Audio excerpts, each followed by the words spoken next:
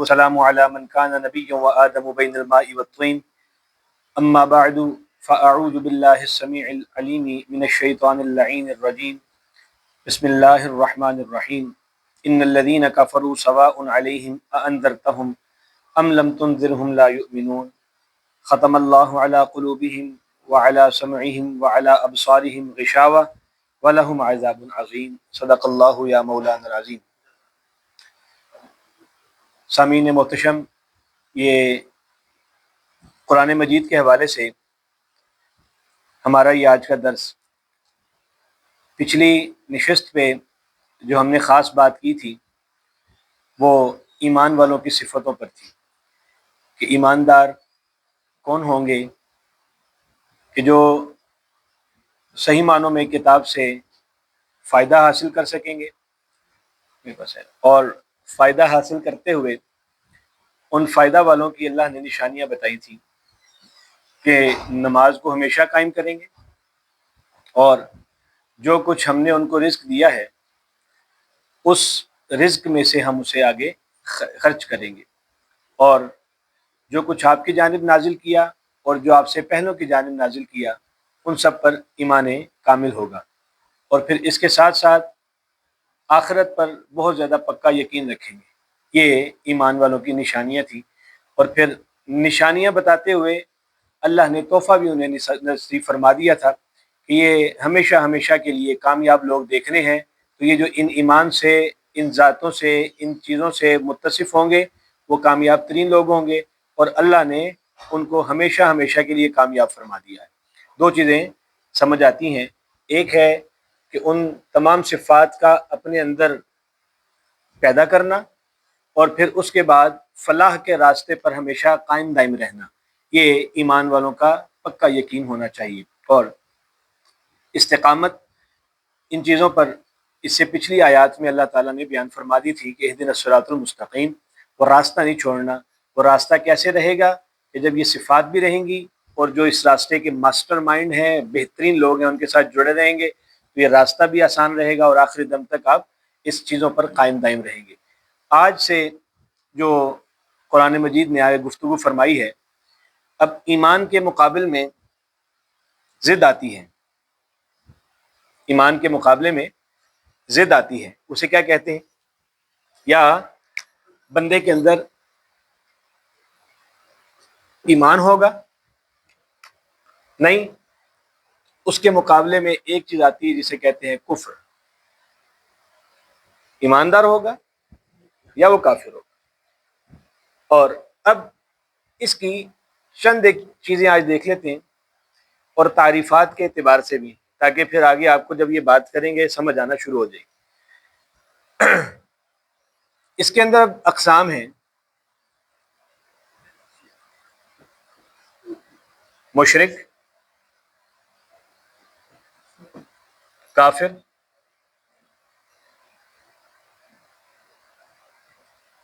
مومن اور ملحد، اور بھی ہیں، اور اس میں سب سے نچلے درجے کا ہوتا ہے وہ منافق ہوتا ہے۔ اب سیکھنے والی جو بات ہے ان سب میں سے، کیا ہم ہر ایک کو مشرک کہہ دیں گے، ہر ایک کو کافر کہہ دیں گے، ہر ایک کو مومن کہہ دیں گے، ہر ایک کو ملحد کہہ دیں گے، ہر ایک کو منافق کہیں گے؟ نہیں، قرآن نے ایسے نہیں، ہر ایک کی الگ الگ تعریف ہے۔ مشرک وہ ہے جو اللہ کے ساتھ کسی کو شریک کر کے، وہ شرک کے تقاضے ہیں یا ذات ہے یا پھر صفات ہیں یا پھر ان صفات کے تقاضے ہیں، ان تین چیزوں میں، یعنی مشرک ہے تو پھر اس مشرک میں اس کے تقاضے ہیں یا ذات یا صفات یا صفات کے تقاضے، ٹھیک ہے؟ یہ تین چیزیں آپ دیکھنی ہے۔ ذات کیا ہے؟ لم یلد ولم یولد، نہ وہ کسی کا بیٹا ہے، ٹھیک ہے، یعنی نہ اس کا کوئی باپ ہے نہ کوئی اس کا بیٹا ہے، یعنی وحدہ لا شریک ہے۔ تشریف رکھیں۔ اور یہ جو چیز ہے اہم کہ اس میں براہ راست ذات شامل ہے۔ صفات کیا ہیں؟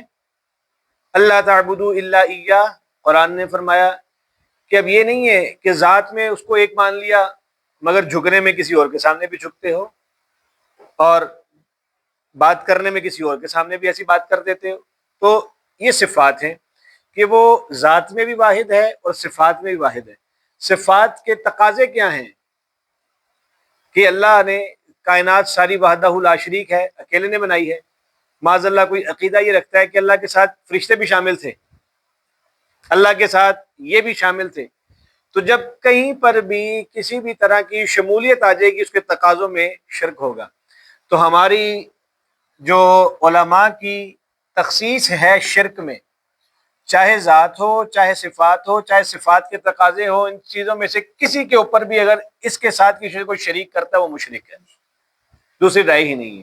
اور پھر اللہ نے اس کے بارے میں واضح طور پر ارشاد فرما دیا ان الشرک لظلم عظیم، سب سے بڑا گناہ تو یہی ہے کہ تم میرے ساتھ کسی کو شریک کر بیٹھو، بس اس کے علاوہ اتنے بڑی سختی والی آیت شرک مشرکین کے علاوہ کسی کے لیے نہیں ہے۔ اچھا، اب تھوڑا سا ہٹ کے، کیونکہ میں نے اس پہ آج بات کرنی ہے، مومن پہ آ جائیں۔ مومن کون ہوتا ہے؟ ایک اس کے مقابلے میں مسلمان بھی بولا جاتا ہے۔ ان دونوں میں بھی فرق ہے کہ نہیں؟ بڑا فرق ہے، ان میں اور ان میں بڑا ہی فرق ہے۔ قالت الاعراب آمنا، بدو آئے حضور نبی اکرم صلی اللہ علیہ وسلم کے پاس، انہوں نے کہا آمنا یا رسول اللہ ہم ایمان لے آئے، تو اللہ نے آگے ارشاد فرمایا قل، اے محبوب آپ انہیں فرما دیجئے لم تؤمنوا، ابھی یہ ایمان نہیں لائے، ولکن قولوا اسلمنا، ابھی انہوں نے صرف زبان سے ہماری بات کو تسلیم کیا ہے۔ ایمان کیا ہے؟ ایمان یہ ہے کہ جس چیز کی آپ زبان سے گواہی دے رہے ہیں، دل کی تہ اتھا گہرائیوں سے اس بات کی تصدیق کر دیں گے تو یہ پھر ایمان ہوگا۔ یہ ایک بنیادی سا فرق ہے ایمان میں اور اسلام میں، ٹھیک ہے؟ درجہ ہے، اس سے بلند درجہ اس کا ہے۔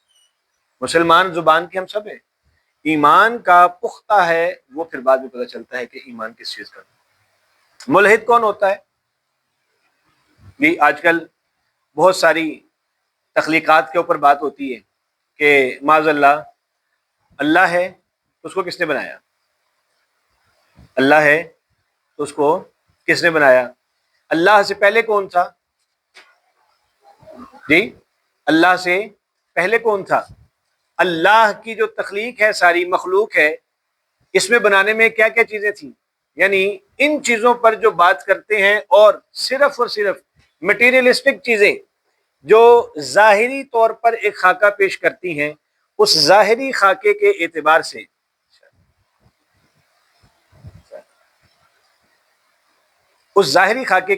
سے اللہ رب العزت کی تخلیق پر جب بات کرتے ہیں تو یہ ایک جو باہر سے تشریف لا رہے ہیں جگہ دیکھ کے بیٹھتے رہے، میں بڑی توجہ ہل جاتی میری اور میں بالکل ہٹ جاتا ہوں، سارے کا سارا میں ہٹ جاتا ہوں، براہ کرم جگہ دیتے نہیں اس چیز کو کہ ان چیزوں پر جو بات کرنے والے لوگ ہیں یہ ملحدین ہیں، اور آج کل آپ ان کی تعداد اگر آپ دیکھیں بے شمار بنی پڑی ہے، خاص طور پہ جب سے میٹا فزکس اور فزکس کے لوگ بات کرنے لگتے ہیں تو پھر وہ میٹیریلسٹک چیزوں پر جاتے ہیں، اور پھر ان کی جب تک انہیں لاجک نہیں ملتی وہ کہتے ہیں مانتے نہیں۔ بڑے بڑے پڑھے لکھے لوگ استغفر اللہ ایسی بات کر جاتے ہیں اور ہمارے اداروں میں موجود ہے۔ منافق کون ہوتا ہے؟ کہ جس کا ظاہر کچھ باطن کچھ، اور ان سب کی سزائیں اللہ نے رکھی ہیں، مگر سب سے جو نچلا درجہ ہے وہ اس کا ہے۔ وجہ کیا ہے؟ اس نے شرک کیا، واضح کر دیا میں مشرک ہوں، اس نے کفر کیا، واضح کر دیا میں کافر ہوں، کسی نے ایمان لایا مسلمان ہے، میں نے کہہ دیا میں مسلمان ہوں، میں مومن ہوں، واضح۔ ملحد ہے، آج کل کھلے عام کہتے ہیں کہ ہمارا یہ نظریہ ہے، اگر اس نظریے پہ اللہ کی تخلیق ہمیں سمجھ نہیں آتی تو مانیں گے نہیں، واضح ہے۔ یہ ایسا شخص ہوتا ہے، ان میں بھی بیٹھ کے کہتا میں آپ کا ہوں، ان میں بیٹھ کے کہتا میں آپ کا ہوں، ان میں بیٹھ کے کہتا میں آپ کا ہوں، ان میں بیٹھ کے کہتا میں آپ کا ہوں، ہوتا یہ کسی کا بھی نہیں ہے۔ اور اس کی میں آگے جا کر اب بات یہیں پر روک کر اب اصل موضوع پہ آ جاتے ہیں، کیونکہ آج ایمان سے ہٹ کر جو ضد ہے کفر، اس پہ یہاں سے ہمارا درس شروع ہے۔ یہ بات تھوڑی سی آپ کو سمجھانی تھی تاکہ آپ کو چند ایک چیزیں ذہن میں آ جائیں اور آپ اس چیز سے فائدہ لے سکیں۔ اللہ رب العزت نے واضح ارشاد فرمایا ان الذین، بے شک وہ لوگ، اب آگے صفات شروع ہوگی۔ کیسے لوگ؟ جب بھی الذین لفظ آتا ہے اس کے بعد تفسیر ہوتی ہے، جیسے ہم پیچھے پڑھ رہے تھے نا، الذین، وہ لوگ، کون سے لوگ؟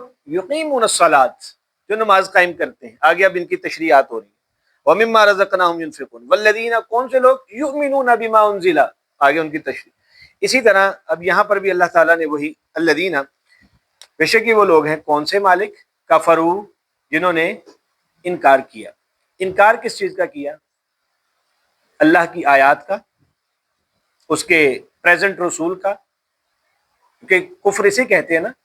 اب عیسائی جو ہیں ایک قدیمی پرانے بہترین مذہب پر ہیں، مگر وہ قدیم ہو چکا، اس کا اب وجود نہیں رہنا چاہیے اصولی طور پہ، اور مگر نبی سے منسلک حضرت عیسیٰ کو مانتے ہیں، ان سے بہتر ہے، ان سے بہتر ہیں، مگر عیسیٰ علیہ السلام کو مانتے ہیں۔ یہود کسی ایک نبی کو مانیں گے اور انہیں اپنا پیشوا بنا کر کے اپنا آگے سسٹم لے کر چلیں گے۔ تو کافرو کا مطلب جو صحیح ہے وہ یہ ہے کہ پریزنٹ جو رسول ہیں اس کا وہ انکار کرتے ہیں، اس کی آیات کا انکار کرتے ہیں، اور پھر وہ کہتے نہیں جو ہمارے پاس پہلے تھے وہی درست ہیں، جو اب ہیں وہ غلط ہیں۔ اس کی میں نے ہلکی سی ایک مثال دی تھی، شاید آپ کو پیچھے درس میں یاد ہو۔ لفظ میں نے لکھا تھا ایک ناسخ ایک منسوخ، کوئی بتائے گا؟ جی شاباش۔ ناسخ وہ جو پریزنٹ میں چل رہا ہے، جو بھی پریزنٹ ہے، جی، اور منسوخ جو گزر گیا وہ آپ اس کے اوپر ختم کر دیا۔ ویری گڈ، اب وہ ختم ہو گیا۔ میں نے ایک مثال دی تھی ہلکی سی کہ ہمارے اسکول میں ایک کلاس کا ٹائم ٹیبل لگا ہوا ہے کہ اس وقت میں یہ کلاس ہوگی، اس وقت میں یہ کلاس ہوگی، اس وقت میں یہ کلاس ہوگی، اس وقت میں یہ ہوگی، یہ ٹائم ٹیبل ہے کلاس کا۔ جانے سے پہلے مینجمنٹ نے آ کے کہا کہ یہ ٹائم ٹیبل کل سے چینج ہے، اب نیا ایک پیج دیا، وہ وہاں پہ لگا دیا۔ اگر کل بچے جان بوجھ کر وہ کتاب نہ لائیں، کہیں جی آپ نے تو یہ ہمارا تو اس چیز کا پیریڈ تھا، وہ جان بوجھ کر اگر نہیں لاتے تو یہ ان کا مسئلہ ہے، اور کافر بھی کچھ اسی نیت کا ہوتا ہے۔ اگر جان بوجھ کے نہیں مان رہا تو اس کا ذاتی مسئلہ ہے، بات سمجھ؟ تو وہاں پر جو ٹائم ٹیبل لگا اب وہ ناسخ ہوگا، اور جو گزر چکا وہ کیا ہوگا؟ منسوخ۔ اسی لیے میں نے عرض کی تھی کہ جو پہلے نبوتیں ہیں وہ ساری کی ساری اللہ رب العزت کی عطا کردہ تھی، بہترین رسول، بہترین نبی اپنے اپنے دور میں آئے چلے گئے، اللہ تعالیٰ ان کے صدقے ہماری بے حساب بخشش فرمائے، وہ بڑے اعلیٰ ہیں۔ مگر اب جو پریزنٹ ہیں وہ محمد الرسول اللہ ہیں صلی اللہ علیہ وسلم، اگر آپ انہیں نہیں مانتے تو اس بندے کو یہ کافر کہا جاتا ہے۔ کلیئر ہے بات؟ یہ کافرو کا ایک سادہ سا ترجمہ اور ایک پیچھے سے اس کی ایک ہسٹری۔ سوا استوا سے ہے، برابری کے معنی میں آتا ہے۔ اللہ تعالیٰ نے چونکہ جس چیز کو جس نے بنایا ہوا ہو وہ بہتر جانتا ہے کہ اس کے اندر میں نے کیا بناتے ہوئے چیزیں رکھی تھیں اور یہ کس طرح سے مان سکتا ہے اور کس طرح سے نہیں مان سکتا۔ کافروں کی جب بات کی تو اللہ تعالیٰ نے ان کی صفات برابر ہیں، علیہم، ان سب پر، اانذرتہم، کہ آپ انہیں ڈرائیے، ام لم، ام کا مطلب ہوتا ہے یا، چوائس ہوتی ہے، ام یعنی او ام، یہ سارے عطف کے لیے آتے ہیں یا چوائس کے لیے آتے ہیں کہ آپ انہیں ڈرا دیجئے کافروں کو، ام لم تنذرہم، یا نہ ڈرائیے۔ لا یؤمنون، دونوں صورتوں میں انہوں نے ایمان نہیں لے کر آنا، ادھر ہی رہیں گے۔ اب جب یہ آیت بیان کی جاتی ہے تو کافر کہتے ہیں، یا ہمارے کچھ پڑھے لکھے جو زیادہ لوگ ہوتے ہیں وہ کہتے ہیں دیکھ اس میں اللہ ان بندوں کا کیا قصور، یہ لوگ بندوں کا کیا قصور جب اللہ نے خود کہہ دیا کہ یہ ایمان نہیں لائیں گے، تو جتنی مرضی تبلیغ کر لیں، جتنا مرضی کچھ کر لیں۔ تو یہی مثال جو میں نے آپ کو ایک دی کہ بچہ اب جان بوجھ کے اگر کوئی چیز نہیں لاتا، اگلے دن بتا دیا گیا، اب تو گروپس میں شیئر بھی ہو جاتا ہے، ہر چیز لے کر آنے کے بعد صرف ڈنڈی جان بوجھ کے مارتا ہے کہ میں نے ماننا نہیں ہے، میں ہٹ دھرم ہوں، میرے آبا و اجداد کا یہ عقیدہ ہے، میرے آبا و اجداد اس پہ قائم دائم ہیں، وہ صرف جان بوجھ کر اپنی اس ضد پر، اس انا پر اڑے ہوئے ہیں، نہیں تو حق تو سب کے سامنے واضح ہے۔ اور اللہ نے صفتاً یہ بتا دیا کہ آپ ایمان لائیے یا آپ آپ انہیں ڈرائیے یا آپ انہیں نہ ڈرائیے، ان دونوں صورتوں میں انہوں نے ایمان نہیں لے کر آنا۔ کیوں؟ آگے وجہ بھی بتا دی، آگے اہم وجہ ہے ختمہ۔ ختمہ اس کے معنی آتے ہیں خے، تے اور میم، یہ اس کا روٹ ہے، حروف اصلیہ جسے کہتے ہیں ہماری زبان میں۔ ختم، ختم کا معنی کیا ہے؟ عمومی طور پہ لیا جاتا ہے کسی چیز پر مہر ثبت کر دینا، پکی مہر لگا دینا۔ اتفاقیہ طور پہ مجھے یاد آ گیا، آج 7 سپٹمبر ہے اور یوم ختم نبوت کے اعتبار سے آج الحمدللہ بل ایک پاس ہوا کہ جو ہماری اس کمیونٹی میں کہ جو بھی کوئی نبوت کا دعوے دار ہوگا وہ پکا کافر ہے، اور جنہوں نے دعویٰ کیا تھا وہ سارے کے سارے کافر ہیں۔ اور آج کا دن اس اعتبار سے چونکہ معاشرے میں منایا جاتا ہے بڑا اچھا۔ اور یہ ختم، اب یہ ختم کا معنی ہوتا ہے کہ بات یہاں پر پکی ہو چکی ہے، اب یہ مہر مٹے گی نہیں، یہ مہر دنیا والوں تمہاری بنائی ہوئی نہیں ہے، یا بہترین سے بہترین تم نے اس میں انک یوز کی ہوگی، ایسڈ یوز کیے ہوں گے، چیزیں یوز کی ہوں گی، یہ پھر بھی مٹ جائے گی تمہاری۔ مگر جو اللہ نے تخلیق کے وقت کوئی ایسی چیز اس کو لگا دی وہ کبھی مٹنے نہیں لگی، کیونکہ بنانے والا بہتر جانتا ہے اور جس نے بنائی ہے وہی بہتر جانتا ہے۔ میں یہ خاتمہ مہر لگا دی ہے، لگائی کس نے ہے؟ اللہ، خود اللہ رب العزت کی ذات جو ہے وہ فاعل ہے، کرنے والی کام وہ خود ہے۔ اب کہاں کہاں مہر لگائی ہے؟ اب دیکھیے، اللہ کس پہ لگائی ہے؟ اللہ قلوبہم، قلوب جمع ہے قلب ان کی، اس کا واحد جو ہے مفرد جو ہے وہ قلب آتا ہے۔ اب اللہ نے دلوں پر مہر لگا دی، کیونکہ دل ایک ایسی چیز ہے، نبی کریم صلی اللہ علیہ وآلہ وسلم دعا مانگا کرتے تھے، اللہ ہمارے دلوں کو اپنی رحمت کی طرف پھیر دے، اپنی عبادت کی طرف پھیر دے۔ اور آپ جناب صلی اللہ علیہ وسلم کی ایک یہ بھی روایت ہے مشکات میں کہ ہر کسی کا دل اللہ کی یہ 2 انگلیوں کے درمیان ہے، اور جسے چاہتا ہے نیکی کی طرف پھیرتا ہے، جسے چاہتا ہے بدی کی طرف۔ اور آپ دعا فرمایا کرتے تھے صاحب کے، یا اللہ ہمارے دلوں کو اپنی جانب پھیر دینا، ہمارے دلوں کو اپنی جانب پھیر دینا۔ اور پھر ایک اور سپورٹیو حدیث ملتی ہے، آپ جناب علیہ السلام نے ارشاد فرمایا بندے کا، مومن کا دل درست، پورا جسم درست، اس کا ایمان درست، اس کا دماغ درست، اس کی ہر چیز درست۔ اگر دل برا، اس کا جسم برا، اس کی دماغ برا، اس کی سوچ بری، اس کا عمل برا۔ تو لہٰذا ہر چیز کا تعلق جو ہوتا ہے انسان کی قلبی کیفیت سے ہوتا ہے، کہ قلب کسی کا کتنا کس کی طرف مائل ہوا۔ تو اللہ نے یہاں پر ان تمام کافروں کو جمع کر کے جمع کا صیغہ لگا دیا، علی قلوبہم، ان تمام کے دلوں پر ہی جو اصل جڑ ہے انسان کو درست کرنے کی، وہیں پر مہر لگا دی کہ یہ کافر درست نہیں ہوگا، کیونکہ ضدی ہے، انا پرست ہے، نہ ماننے والا ہے، اذیت دینے والا ہے، یہ جو بھی معاملہ کرنے والا ہے۔ اب کافروں کی بھی اقسام ہیں، کیسے؟ ایک کافر وہ ہے جو کفر بھی کرتا ہے اور لوگوں کو اذیت بھی دیتا ہے۔ ایک کافر وہ ہے جو کفر تو کرتا ہے، لوگوں کے لیے تنگی پیدا نہیں کرتا، سب کے لیے آسانی والا معاملہ رہتا ہے۔ ایک کافر وہ ہے جو کفر تو کرتا ہے مگر لوگوں کے لیے آسانیاں پیدا کرتا ہے۔ 3 قسم کے ہیں۔ اب ان تینوں کی عذاب کی جو نوعیت ہے وہ ہر ایک کی ڈیفرنٹ۔ جو پہلا ہے وہ سخت متشدد ہے کہ جو کفر بھی کر رہا ہے، لوگوں کو ظلم بھی کرتا ہے، ظلم۔ اور دوسرا اس سے کم ہے، کفر تو کرتا ہے، کچھ کسی کو کہتا بھی نہیں۔ تیسرا ہے وہ اور زیادہ کم ہے، اس وجہ سے کہ لوگوں کے لیے آسانیاں پیدا کرتا ہے۔ مثال کے طور پہ سر گنگا رام ہاسپٹل، گلاب دیوی ہاسپٹل، یا اس طرح کی اور جو ہمارے ہاں ریاستی طور پہ اب چیزیں چلائی جا رہی ہیں، بنائی کسی کافر کی تھی، مگر آپ دیکھ لیں مسلمان سارے مستفید ہو رہے ہیں۔ اس نے کیا تھا؟ فلاحی طور پہ کام کیا، مگر ان لوگوں کا نظریہ ہے ایک اور کہ کافروں کے ساتھ اللہ تعالیٰ کل ایسا معاملہ کرے گا کہ ان کی سزا دینے کے بعد جیسے مومن جنت میں جائے گا یہ بھی جنت میں جائیں گے. ان کا یہ نظریہ ہے. تو یہ غلط نظریہ ہے. ایمان کا موجود ہونا یہ شرط ہے بس. اگر وہ بندہ کافر رہا تو پھر فائدہ کیا ہوا؟ ہم کیوں نہیں شراب پی رہے؟ ہم کیوں نہیں غلط کاری کر رہے؟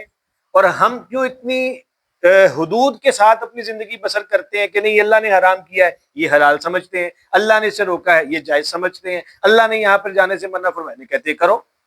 اور اگر ان کو بھی اذیت دینے کے بعد کل اللہ جنت میں دے دے گا تو اس میں اور اس میں پھر فرق کیا رہا؟ تو یہ نظریہ ان کا غلط ہے. ہم لوگ جو رکے ہوئے ہیں ظاہری طور پر بھی الحمدللہ اللہ تعالیٰ اس کا باطن میں بھی اصل نصیب فرمائے.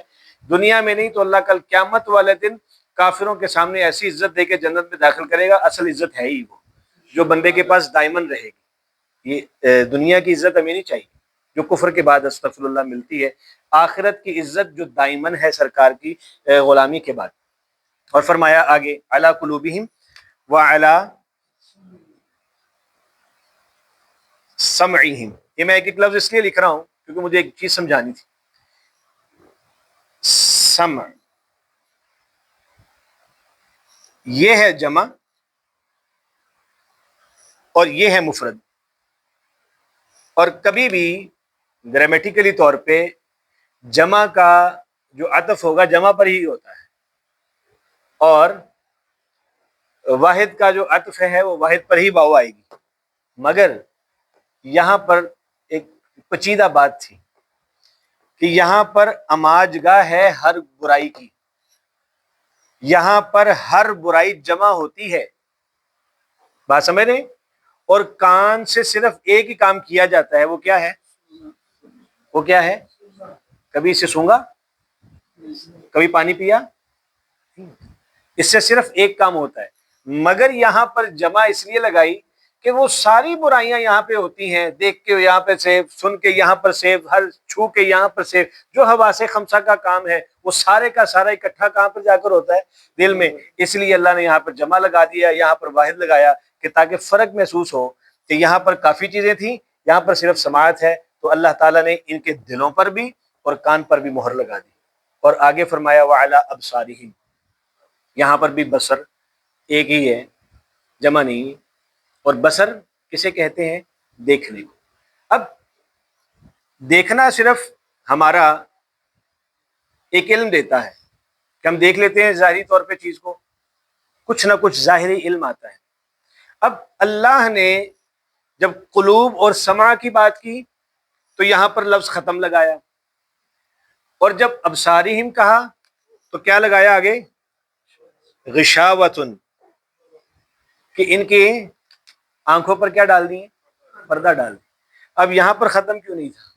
کیونکہ یہاں پر اگر ختم لگا دیتے تو اندھے ہوتے, اور اندھا کر کے انہوں نے پھر ادھر پیش کرنا تھا مالک ہم نے اس کو دیکھا نہیں. دیکھا ہوتا تو شاید کچھ کر لیتے. دیکھیے اللہ کی آشکار ہے ایک ایک آیت کا ایک ایک لفظ. تھوڑی سی توجہ کے بعد کتنے معانی و مفاہیم ہم روز اس کو پڑھتے ہیں, مگر کیا ہے پڑھ کر ایسے بھاگ جاتے جیسے پانی آ گیا.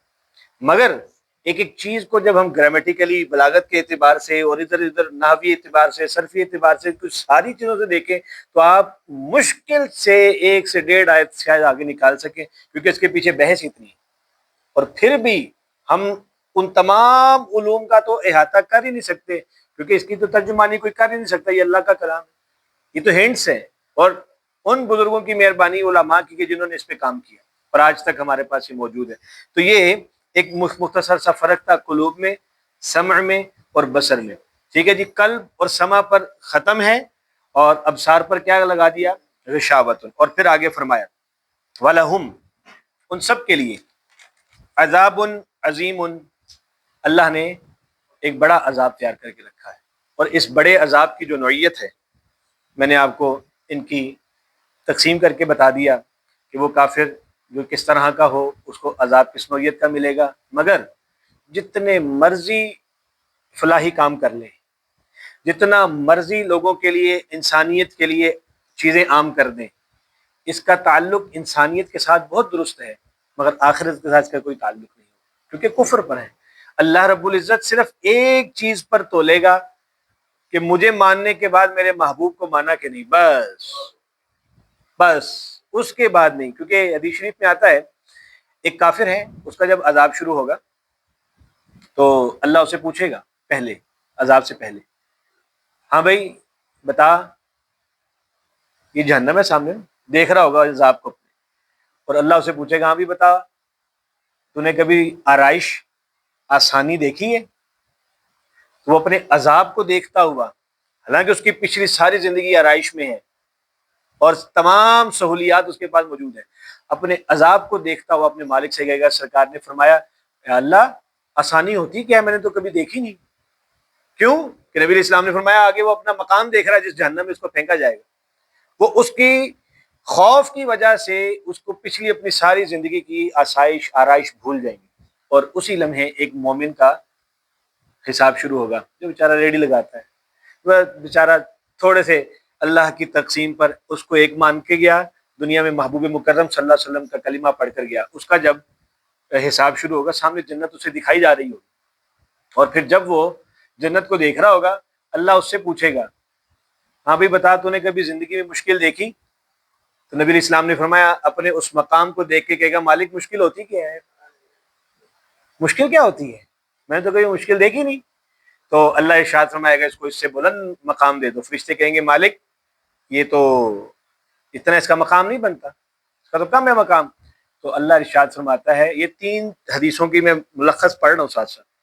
اللہ ارشاد فرمائے گا فرشتوں یہ میرے اتنے سے رزق پر خوش رہا، اعتراض نہیں کیا، مجھے ایک مانتا رہا، میرے محبوب کو مانتا گیا کہ خاتم النبیین ہے، اور اسی پہ ساری زندگی بسر کرا ہے.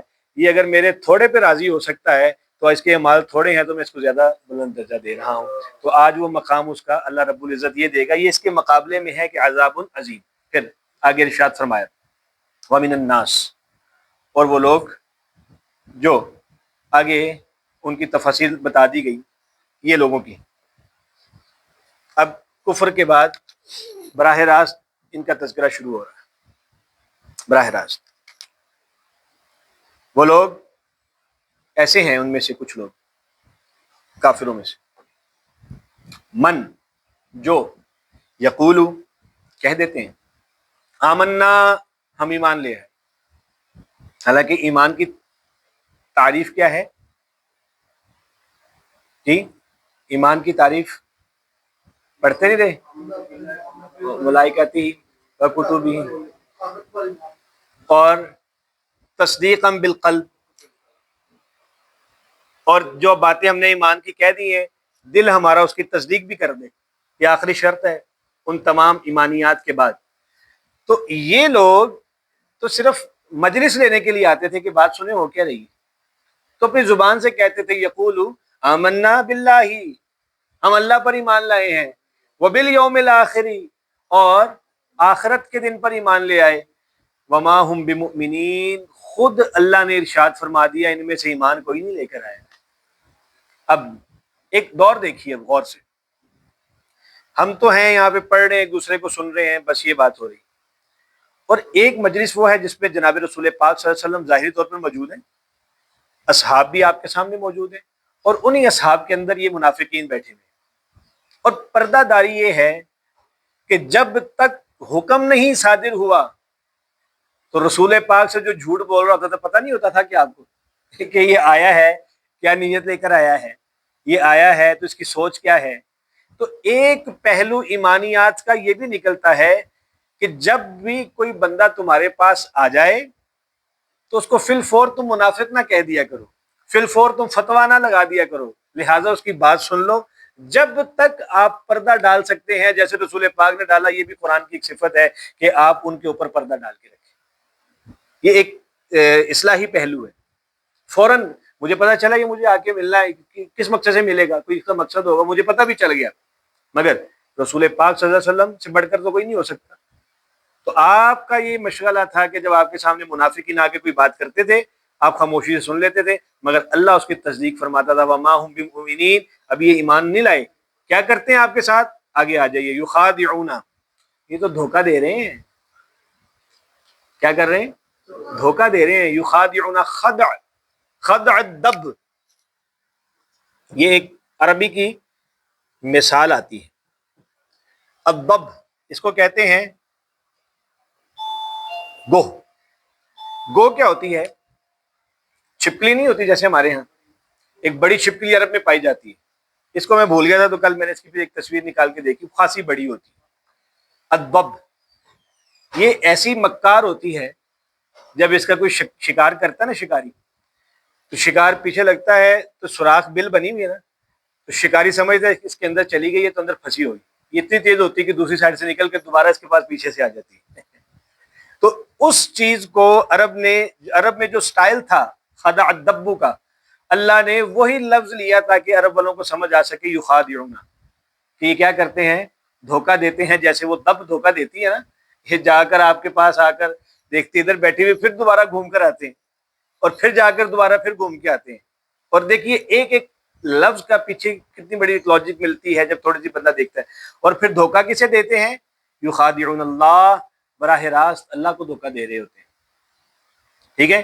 والذین آمنوا، اور ان کے ساتھ ساتھ ایمان والوں کے ساتھ ساتھ اللہ کو دھوکہ دینے کے ساتھ ساتھ جو ایمان والے ہیں نا، دو صحابی، ان کو کہتے ہیں ہم آپ کے بھائی ہیں، ہم آپ کے بھائی ہیں، ہم آپ کے بھائی ہیں، مومن ہو گئے. کیا ہے؟ ان کی بات سنی، ان کی بات سنی، ان کی بات سنی، پھر جا کے کافروں کو بتایا ایسے ایسے ہوگا، ایسے ایسے ہوگا، ایسے ایسے ہوگا. اور والذین آمنوا، ایمان والوں کو دھوکہ دیتے ہیں اللہ کے ساتھ ساتھ ایمان. وما یخدعون، اور حقیقت تو اللہ نے یہ فرمایا ہے الا انفسہم، وہ کسی اور کو نہیں بلکہ اپنے آپ کو دھوکہ دے رہے ہوتے. کیوں؟ کہ ان کا جو مقام ہوگا نا وہ صرف اور صرف ایک ہی ہے، وہ ہے اسفل السافلین. یہ مقام ہے ان کا کہ اللہ تعالیٰ قیامت والے دن نچلے ترین جہنم کے درجے میں ان کو جا پھینکے. اسفل السافلین یہ ہے. اور فرمایا یہ اپنے آپ کو دھوکہ دے رہے ہیں. اور پھر مزے کی بات کیا اللہ نے خود بتا دی، وما یشعرون، انہیں یہ ابھی بات سمجھ ہی نہیں آ رہی کہ یہ سمجھتے ہیں ہم آپ کو آگے دھوکہ دیتے ہیں، ایمان والوں کو دھوکہ دے رہے ہیں. اللہ نے پہلا کہا کہ نہیں یہ خود دھوکے میں ہے. اور سب سے مزے کی بات ہے اتنے پاگل ہو گئے ہیں یہ اپنے آپ میں بنتے ہیں، ان کو عقل ہی نہیں آ رہی، ان کو شعور بھی اس چیز کا نہیں آ رہا. اس کی وجہ کیا اللہ نے بتائی کہ شعور آنے کی وجہ کیا ہے؟ دوبارہ اللہ نے اس جگہ پہ پھیرا، فی قلوبہم، یہ وہ قلب ہے جو جس پہ مہر لگی ہوئی ہے نا. اصل میں اللہ نے بتایا کہ فی قلوبہم، جو ان کے دل ہے نا، دل مرض، اس میں مرض ہے، بس اس میں وہ ختم کا مرض ہے جو ہدایت کو کبھی بھی، ہدایت تو کیا بلکہ ہدایت کے نور کے ایک حصے کو بھی نہیں لے سکتے. وجہ ان کا دل ہم نے خراب کر دیا ہے. اور دل خراب ہونے کی وجہ کیا ہے؟ اللہ نے کی ہے؟ نہیں. وجہ کیا ہے؟ وہ انا پرست ہیں، وہ بدتمیز ہیں. اور اسی طرح کلاس لگی ہوئی ہو، ٹیچر کے سامنے بیٹھے ہوئے ہو لوگ، بچے، تو ٹیچر سب کو پڑھاتا ہے، مگر جو بیچ میں ایک بدتمیز بچہ ہوگا اسے وہ اگنور کرے گا. ایسے ہی جو نہیں پڑھنے والا، جس کو سمجھ نہیں آ رہی یا کم سمجھتا ہے، اس کو ٹائم لگتا ہے سمجھانے میں، ٹیچر سمجھائے گا، اس کو پیار دے گا، تھپکی دے گا، سمجھا دے گا کہ بیٹا ایسے نہیں، ایسے ایسے بھی سمجھ سکتے، ایسے بھی سمجھ. مگر جو بدتمیز ہوگا اس کے اگنور کر دے گا. تو اللہ نے فرمایا یہ اصل میں حالت یہ ہے کہ یہ انا پرست ہیں، بدتمیز ہیں، کیونکہ آپ کے سامنے کھڑے ہو جاتے ہیں اور دھوکے دیتے ہیں آپ کو آگے، حالانکہ یہ خود اس لاشعوری کا طور پہ یہ کام کر رہے ہیں. ان کے دلوں میں مرض ہے، فزادہم اللہ مرضا، اور اللہ ان کے مرض کو مزید بڑھا رہا ہے کہ وہ کفر میں ہیں، منافق بن چکے، اب دوبارہ کافر ہوں گے، پھر منافق بنیں گے. اور پھر یہ آپ کی اداؤں کو، آپ کے اصحاب کی اداؤں کو دیکھ دیکھ کر جلتے ہیں نا، جو یہ ان کا مرض بڑھ رہا ہوتا ہے. یہ اس پہ میں نے ایک حدیث دیکھی کہ نبی کریم صلی اللہ علیہ وسلم کا ایک عمل تھا. آپ جناب صلی اللہ علیہ وسلم جب در دولت سے کبھی باہر سے تشریف لاتے تو مسجد جاتے تو آپ کے ساتھ اصحاب ہوا کرتے تھے، آپ کے پیچھے پیچھے چلنا، کسی نے ہاتھ باندھے ہوئے ہیں، ادب جتنا مرضی کر، پیچھے، آگے کوئی نہیں آتا، پیچھے چلتے ہیں. کافر دیکھتے تھے نا، ابو جہل لوگ، یہ دیکھو نیا دین لے کر آئے، آپ خود آگے چل رہا ہے اور پیچھے سارے آتے ہیں. ایک دن نبی الاسلام کو وہ اسی طرح آوازیں کس رہے تھے تو آپ جناب صلی اللہ علیہ وسلم وَإِذَا خَاطَبَهُمُ الْجَاهِلُونَ قَالُوا سَلَامًا، اس پر عمل کرتے ہوئے گزر جاتے تھے، کبھی جواب نہیں دیا. ایک دن آپ نے کیا کیا؟ ان کی طرف دیکھ کے لعاب دہن پھینکا. کیا کیا؟ لعاب دہن ایسے پھینکا تو قریب ہی جو رائٹ سائڈ پہ صحابی رسول تھے، انہوں نے بھاگ کے ایسے لعاب دہن کو نیچے نہیں گرنے دیا، بلکہ اپنے ہاتھ پر لے کر اپنے چہرے پہ مل لیا، اور جب ملا تو وہ اور کھول اٹھے، اور ان کے اندر غصہ آ گیا کہ یہ تو پہلے لے کر چلتا تھا، اب کہ اگر آپ نے لعاب دہن بھی پھینکا ہے تو محبت یہ ہے کہ وہ نیچے نہیں گرنے دیا۔ فرمایا فزادہم اللہ مرضا، اللہ اس طرح عمل کروا کے ان کے مرض کو اور بڑھا رہا تھا۔ یہ ایک لاجک ایک حدیث پاکی اس سے ایسے ملتی ہے۔ پھر فرمایا وَلَهُمْ عَذَابٌ عَلِيمٌ، اور اللہ نے ان کے لیے ایک دردناک عذاب بھی ہے رکھا ہوا تیار کر کے، بما كانوا یکذبون، وجہ اس کی صرف یہ ہے کہ وہ جھوٹ بولا کرتے تھے۔ منافقین جھوٹ بولا کرتے تھے، کہاں پر آ کر؟ جناب رسول پاک صلی اللہ علیہ وسلم کے پاس، اور آ کر یہ بات کیا کرتے تھے کہ یہ اس طرح نہیں، یہ اس طرح ہے، یہ اس طرح نہیں، یہ اس طرح ہے، اور یہ وما یشورون کا سارا معاملہ۔ اور پھر آگے آپ نے فرمایا جھوٹ ایک ایسی بری چیز ہے جس کی نحوست انسان کے اوپر کافی ٹائم تک رہتی ہے، اور بدقسمتی کے ساتھ آج مسلمانوں کے درمیان میں یہ زیادہ چیز حلول کر گئی۔ نبی اسلام سے پوچھا گیا یا رسول اللہ، بندہ مومن کبھی ایسا ہو سکتا ہے کہ غلط کاری کر بیٹھے؟ نبی اسلام نے فرمایا ظاہر سی بات ہے اس کے اوپر شیطانیت بہت زیادہ غالب آ جائے، حیوانیت سے غلط کاری ہو سکتی ہے۔ یا رسول اللہ کبھی مومن شراب بھی پی سکتا ہے؟ غلطی ہو سکتی ہے، پی سکتا ہے۔ یا رسول اللہ چوری بھی ہو سکتی ہے؟ کبھی اسے اسی مجلس میں پوچھا یا رسول اللہ جھوٹ بھی بول سکتا ہے؟ کہا نہیں، مومن ہو جھوٹ بولے ہو ہی نہیں سکتا۔ بما کانوا یکذبون، یہ ہے کہ وہ وجہ یہ تھی ان کے کفر بڑھنے کی۔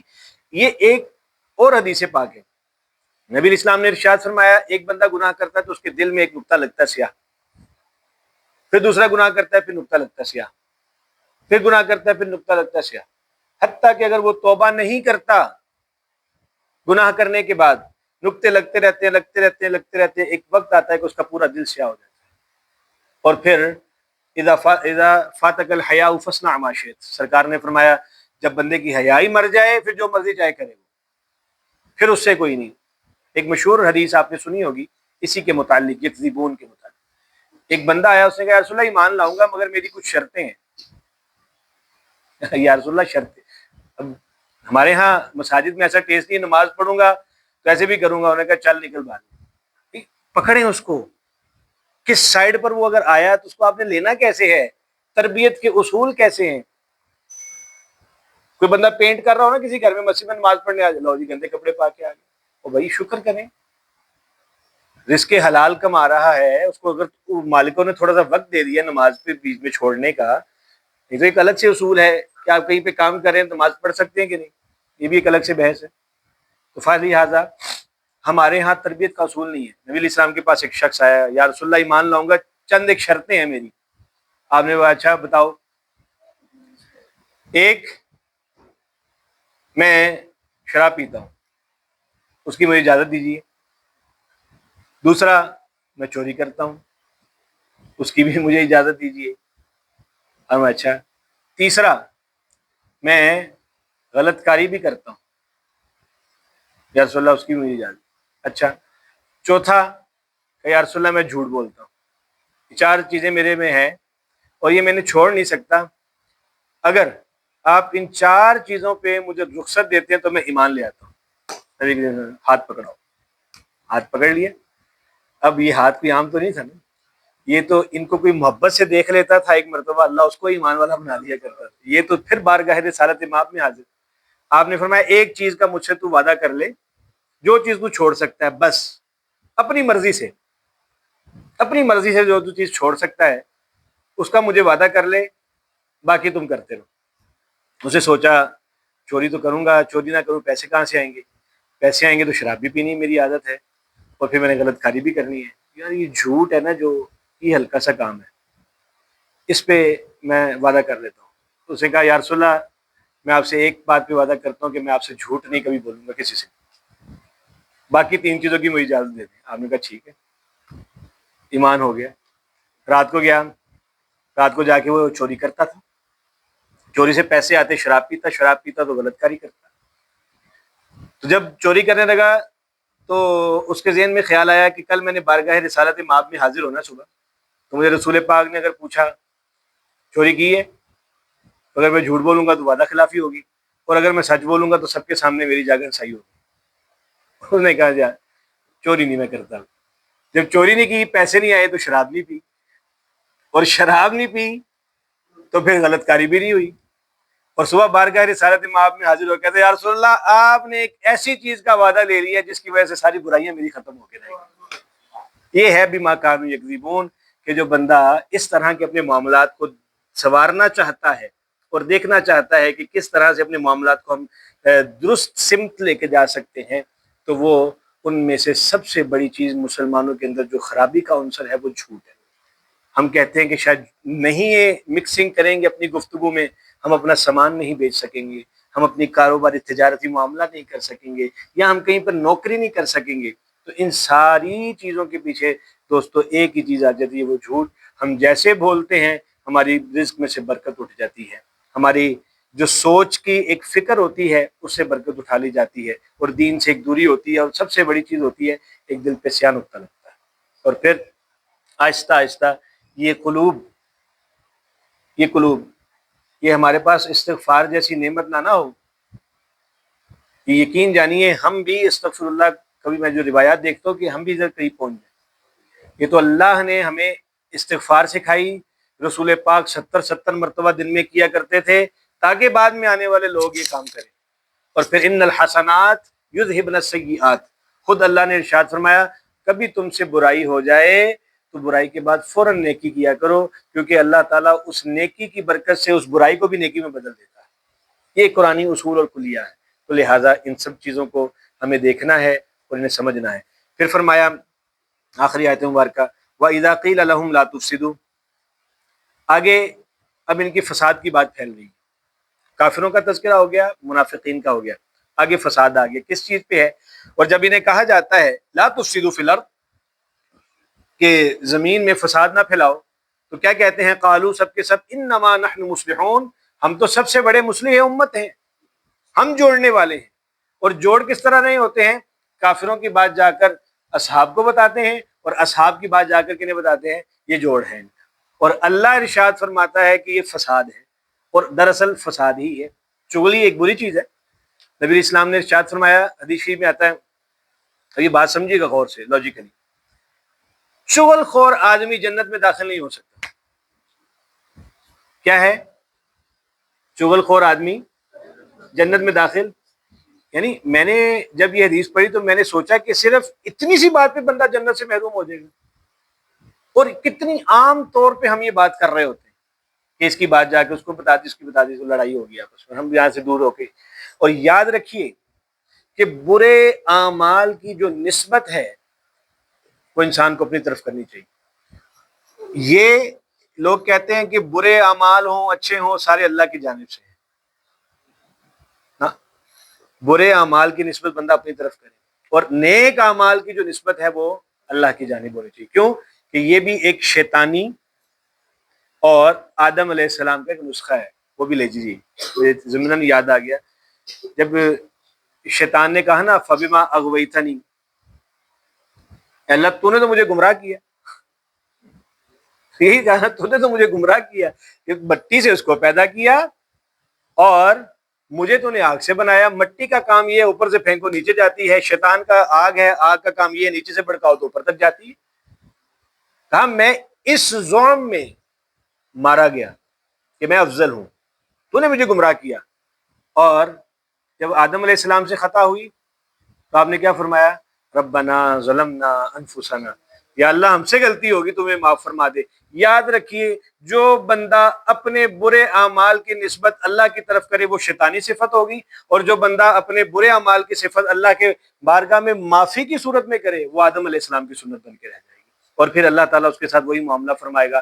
وہاں پہ توبہ قبول ہوئی اور سارے معاملات ہو گئے، یہاں پر وَإِنَّ عَلَيْكَ لَعْنَتِي إِلَىٰ يَوْمِ الدِّينِ، اب تو قیامت تک کے دن کے لیے ہم نے تجھے لعنت ڈال کے پھینک دیا ہے، اب تو بھٹکتا رہے بس، اور جو میرے ہوں گے وہ کبھی تیرے ہاتھ نہیں آئیں گے، اور جو دوسرے ہوں گے اسے ہم روک نہیں سکیں گے۔ اللہ تعالیٰ ہمیں صحیح معنوں میں قرآن مجید کو سیکھ کر اس پر عمل پیرا ہونے کی کامل توفیق نصیب فرمائے۔ ھذا ما عندی واللہ اعلم بالصواب۔ اس متعلق اگر کوئی کسی کا کوئی سوال ہو یا کوئی بات ہو تو آپ کر سکتے ہیں۔ اس کو بند کر دیں۔